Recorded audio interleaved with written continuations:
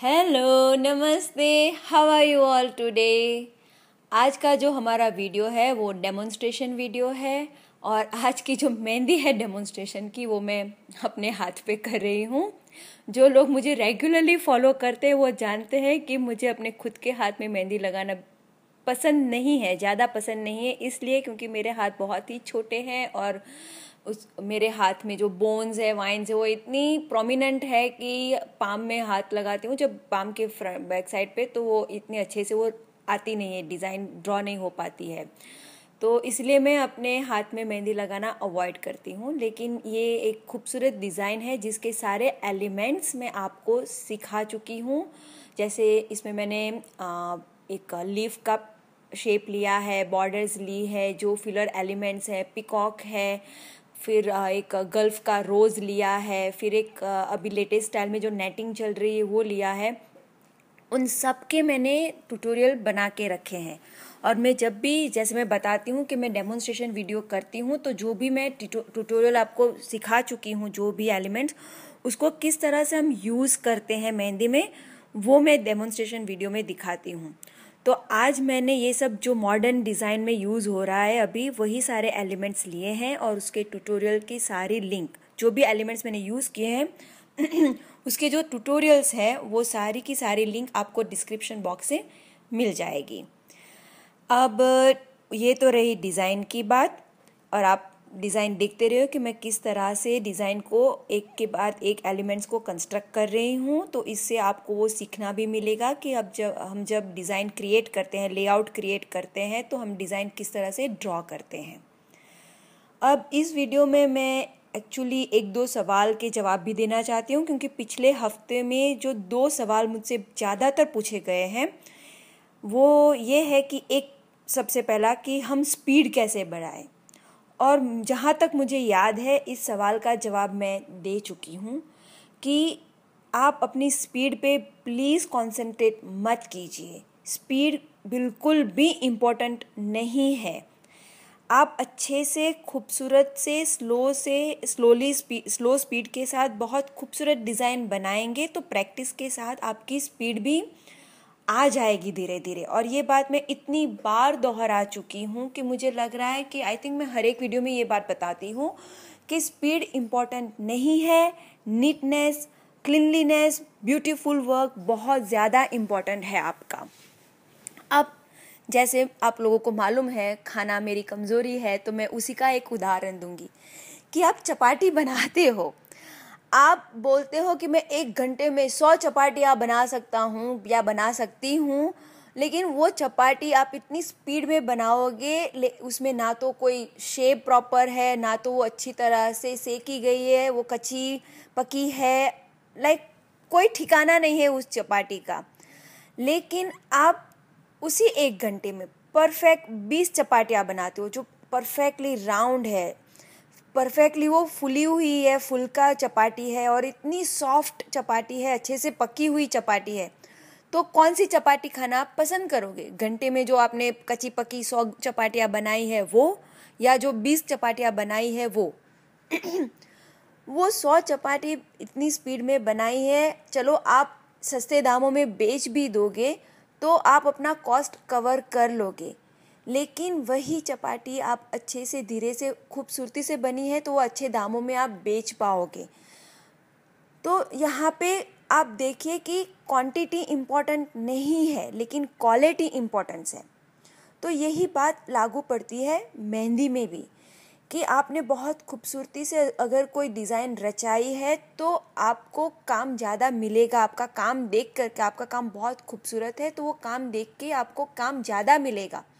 हाँ, आपकी speed slow है तो आप 3 ब्राइड नहीं करोगे, आप सिर्फ 1 ब्राइड कर पाओगे, लेकिन वो आपका काम 1 ब्राइड का इतना खूबसूरत होगा कि आपके 3 ब्राइड का जो कॉस्ट है वो 1 ही ब्राइड में कवर हो जाएगा। तो ये एक सोचने वाली बात है, इसलिए मैं बार बार लगातार बताती हूँ कि प्लीज़ आप स्पीड पे ध्यान मत दो, खूबसूरत काम पे ध्यान दो। है ना, एक आर्ट है और आर्ट खूबसूरत होना बहुत ज़रूरी है। जो आँखों को अच्छा लगे, जो मन को भाए, वो आर्ट होता है। मैं कई बार ये बात देख चुकी हूँ कि मेहंदी एक ऐसा आर्ट है कि जिसको लोग आर्ट की तरह ट्रीट करना पसंद नहीं करते। और ज़्यादातर एक्चुअली मुझे ये बहुत दुख हो रहा है ये बात आप लोगों को बताते हुए कि इतनी मेरा 20 साल का जो एक्सपीरियंस है प्रोफेशन में, इससे मैं बता रही हूँ। और मैंने इंडियन कम्युनिटी के साथ भी काम किया है, मैंने वेस्टर्न कम्युनिटी के साथ भी काम किया है, मैंने इतनी वाइड रेंज में लोगों के साथ काम किया है। तो वो एक्सपीरियंस से मैं एक्चुअली ये बता रही हूँ कि इट्स रियली वेरी सैड, दुखदाई बात है कि हमारा जो इंडियन कम्युनिटी है वो हैना को, मेहंदी को आर्ट के नज़रिए से नहीं देखता, लेकिन उसको एक लेबरस जॉब की तरह देखता है। जैसे घर में आप पेंट लगा दिया तो अच्छा एक पेंट का जॉब है, चलो हम कर लेते हैं, तो उस तरह से उसको देखते हैं। उसको आर्टिस्ट का दर्जा जो एक हैना आर्टिस्ट है उसको नहीं दिया जाता। और ये ज़्यादातर मैंने इंडियन कम्युनिटी में ही देखा है। मैं जब वेस्टर्न कम्युनिटी में या चाइनीज़ में या कोई और कम्युनिटी में जब मेहंदी लगाने जाती हूँ तो वो लोग इतने प्रभावित हो जाते हैं हमारे काम से। एक छोटा सा फ्लावर भी अगर हम ड्रॉ करते हो तो ऑ के साथ देखते हैं, वाह आपने कितना खूबसूरत फ्री हैंड आप ड्रॉ करते हो, कैसे कर लेते हो आप, हम तो पेंसिल से भी ये ड्रॉ नहीं कर पाते। और वो लोग इतनी सराहना करते हैं हमारे काम की, वो हमें इतना रिस्पेक्ट देते हैं कि हमें अपने खुद के ऊपर मान होता है। और मैं जब ये सोचती हूँ कि ये क्यों होता है कि इंडियन कम्युनिटी हमें आर्टिस्ट की तरह क्यों नहीं एक्सेप्ट कर पाते, वो लोग हमें एक लेबर जॉब की तरह क्यों ट्रीट करते हैं, तो कहीं ना कहीं ये बात एक्चुअली मुझे लगती है कि हम आर्टिस्ट खुद अपने आप को रिस्पेक्ट नहीं देते, हम अपनी आर्ट को रिस्पेक्ट नहीं देते। क्योंकि हम लोग ऐसा सोचते हैं चलो कुछ भी करेंगे चल जाएगा, पैसे मिल रहे हैं ना। ये बहुत गलत सोच है। अगर आप अपने आप को, अपने काम को रिस्पेक्ट नहीं दोगे तो कोई और आपके काम को रिस्पेक्ट नहीं देगा। ये बात बहुत कड़वी है, कितने लोगों को एक्चुअली ये बात मैं जो बोल रही हूँ पसंद नहीं आएगी। वो लोग गुस्सा भी होंगे कि ये बीना मैडम क्या बोल रही है, बीना दीदी क्या बोल रही है, क्या बकवास कर रही है। लेकिन मैं एक आर्टिस्ट हूँ, मैं हमेशा बोलती हूँ कि मैं प्रोफेशनल नहीं हूँ, मैं एक आर्टिस्ट हूँ। मेरे लिए मेहंदी एक आर्ट है, जिस तरह से दूसरे आर्ट्स हैं मेरे लिए, वही उसी तरह से मेहंदी भी मेरे लिए आर्ट है। और आप देखिए पेंसिल का जो आर्ट है, एक बार मिस्टेक हो गई आप इरेज करके वापस ड्रॉ कर सकते हो। मेहंदी एक ऐसा आर्ट है कि जिसमें गलतियों की गुंजाइश बहुत कम हो जाती है। लेकिन बीइंग आर्टिस्ट सबसे पहले आपको खुद को एक रिस्पेक्ट देना पड़ेगा, अपने काम को रिस्पेक्ट देना पड़ेगा, तब जाके दूसरे लोग आपके काम को रिस्पेक्ट देंगे। इसीलिए मैं बोलती हूँ अपने काम को, अपने आर्ट को उस लेवल पे ले जाओ, उस खूबसूरती के लेवल पे ले जाओ कि सामने वाला भी आपको आपकी आर्ट के पैसे देने के लिए, जो आप लगा रहे हो देने के लिए मजबूर हो जाए। और ऐसा नहीं है कि सारे के सारे लोग ऐसे हैं कि जो आप लोगों मेहंदी आर्टिस्ट को, हम लोगों को एज ए आर्टिस्ट ट्रीट नहीं करते। मैंने सेम इंडियन कम्युनिटी में, एक्चुअली इंडिया में ही देखा है कि जहाँ पर वो खूबसूरत जो मेहंदी बनती है उसके लिए 50,000 रुपये भी वो देने के लिए रेडी हो जाते हैं एज ए ब्राइडल मेहंदी के। और वो मैं देख के आई हूँ। और उसी इंडियन मार्केट में मैंने देखा है कि जो 500 रुपये भी ब्राइडल मेहंदी के देने के लिए तैयार नहीं है। अब वो कैटेगरी क्यों है? हर जगह पे आपको ऐसा मार्केट मिलेगा कि जहाँ पे कम दाम वाला भी मार्केट है और ज़्यादा दाम वाला भी मार्केट है। एक्चुअली में जो दूसरा क्वेश्चन पूछा जा रहा है मुझे बार बार कि हम किस तरह से हमारे मेहंदी का जो काम है उसको हम चार्ज करें, कितने पैसे ले, तो मैं एक्चुअली उसी पर आ रही हूँ कि सबसे पहले आपको अपने खुद के काम को इवैल्यूएट करना पड़ेगा कि आपका काम कौन सी कैटेगरी में है, 50 की कैटेगरी में, 500 की कैटेगरी में या 50,000 की कैटेगरी में। क्योंकि इंडिया में भी ये मार्केट है कि 50,000 रुपये लोग ब्राइड के देते हैं, लेकिन वो काम भी उतना खूबसूरत बेहतरीन जैसे एक आर्ट पीस होता है उस तरह का वो है काम, तो वो लोग वो देते हैं, तो वो मार्केट भी है। और वैसे जो जैसे मैंने बोला कि 500 रुपये भी देने के लिए तैयार नहीं, वो मार्केट भी है। बट एज अ आर्टिस्ट पहले आपको इवेल्युएट करना पड़ेगा कि आप कौन सी कैटेगरी में हो। आप अगर नए हो मार्केट में और आपका काम इतना खूबसूरत लेवल पे नहीं है तो आप सस्ते से शुरू कर सकते हो। लेकिन मैं हमेशा बोलूँगी पहले अपने आप को इतना प्रिपेयर करो कि आपका काम बोलेगा आपके लिए, आपको कुछ करने की ज़रूरत नहीं पड़ेगी, क्योंकि आप आर्टिस्ट हो। तो उस लेवल पे पहले पहुंचो और फिर आप डिमांड करो, आपको देने वाले भी मिल जाएंगे। और एक्चुअली आपको कोई सजेस्ट नहीं कर पाएगा कि आपका काम का आपको कितना चार्ज करना चाहिए। जैसे हमारे सिंगापुर में बहुत डिफरेंट कैलकुलेशन होता है और डिफरेंट मार्केट है। आपको वो भी देखना पड़ेगा कि डिमांड कितनी है और सप्लाई कितनी है। और ज़्यादातर मैंने इंडिया में देखा है कि इंडिया में सप्लाई बहुत ज़्यादा है और रेंज भी इतनी वाइड है कि बहुत ही बिगिनर जैसे आर्टिस्ट है जिनका अभी इतना एक्चुअली शुरुआत भी नहीं है और वो लोग भी मार्केट में हैं, और कुछ कितने एस्टैब्लिश्ड आर्टिस्ट भी है कि जो सालों से लगा रहे हैं और बहुत बेहतरीन काम कर रहे हैं। तो पहले आप अपने एरिया में देखिए कि कितने आर्टिस्ट है, वो कैसा काम दे रहे हैं और कितने में दे रहे हैं। तो मार्केट रिसर्च कीजिए, बहुत इम्पॉर्टेंट है ये बात। फिर आप अपने आप को इवेल्युएट कीजिए। और आपको जब मार्केट में एंटर होना है तो मुझे मालूम है डेफिनेटली मार्केट में एंटर होने के लिए हर एक व्यक्ति मार्केट को तोड़ता है, दाम गिराता है, क्योंकि वो चाहता है कि उसका काम लोग देखें और जो सस्ता होगा तो इमीडिएटली उसको काम मिलेगा। ये बहुत ही कॉमन एक बिजनेस टेक्निक है जो हर जगह पे लागू होती है। लेकिन एक बार मार्केट तोड़ने के बाद, मार्केट में आपकी वैल्यूएशन जानने के बाद, अगर आप लेबरस जॉब ही दे रहे हो तो आई एम रियली सॉरी, आप कभी भी अपने आप को एक एज अ आर्टिस्ट एस्टैब्लिश नहीं कर पाओगे। बहुत कड़वी बात है लेकिन सही बात है। तो मार्केट रिसर्च कीजिए। आपके जैसे अमेरिका में आप देखो तो कुछ एरिया ऐसे हैं कि वहाँ पे ट्रेडिशनल इंडियन मेहंदी लगाने वाले बहुत कम होते हैं और डिमांड बहुत ज़्यादा होती है। तो वहाँ पर जो रेगुलर वर्क वाले आर्टिस्ट है जो नए सीखा हुए, उसको भी अच्छा काम मिलने की संभावना, चांसेस बहुत ज़्यादा है। और उसी तरह कंपैरिजन में इंडिया में मार्केट में एंटर होना और सस्टेन होना थोड़ा डिफ़िकल्ट है। तो इसलिए मैं बोल रही हूँ कि पहले आप अपना मार्केट रिसर्च करो, कितना सप्लाई है, कितना डिमांड है, आप कहाँ तक अपनी वैल्यूएशन है वो खुद करो और फिर आप मार्केट में एंटर हो। तो इसीलिए आप कितना कैसे चार्ज करोगे वो डेफिनेटली कोई भी आपको गाइड नहीं कर पाएगा, वो आपको खुद को ही रिसर्च करके करना पड़ेगा।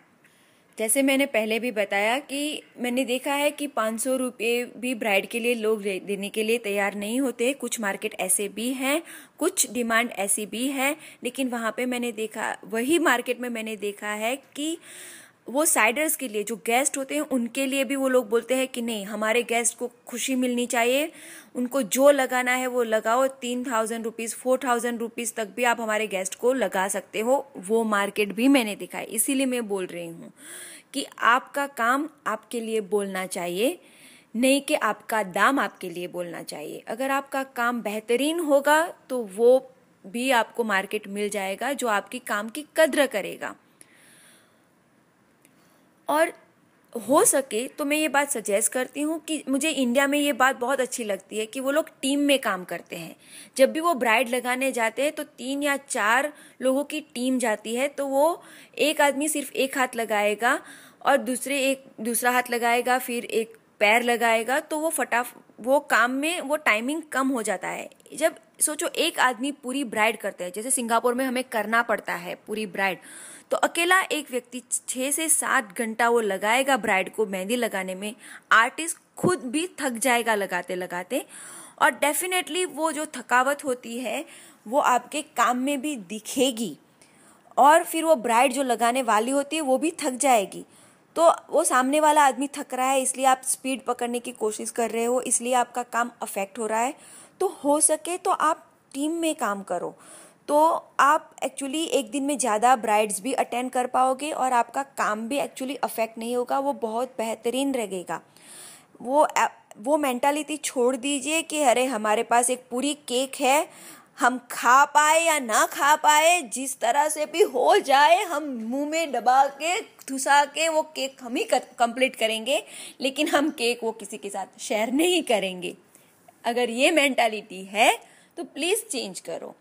आप ढूंढो अगर आपको कोई साथी वहाँ पे मिल जाए, इंडिया में तो आपको डेफिनेटली आप जैसा ही काम करने वाला बहुत सारे आपको मिल जाएंगे। और इसीलिए जब लोग वो किसी के पास सीखते हैं तो वहीं पे आप टीम बनाते हो, क्योंकि आप किसी के अंदर आप सीख रहे हो तो आप एक टेक्निक से ही सीख रहे हो, तो आपका काम भी एक समान होगा, वो डिफरेंस नहीं होगा काम में। तो एज अ टीम काम करने में भी आपको आसानी लगेगी, क्योंकि आप लोगों का काम एक समान है, तो वो एक समान कैटेगरी में है। तो हो सके तो आप अपना टीम मेंबर ढूंढ लो। और आपको अगर आपके फैमिली मेंबर्स हो, भाभी हो, ननन हो या बहन हो, कोई भी हो, तो उसको आप ट्रेन करो अपने साथ और एज अ टीम आप काम करो, तो डेफिनेटली आपका प्रोग्रेस बहुत ज़्यादा होगा।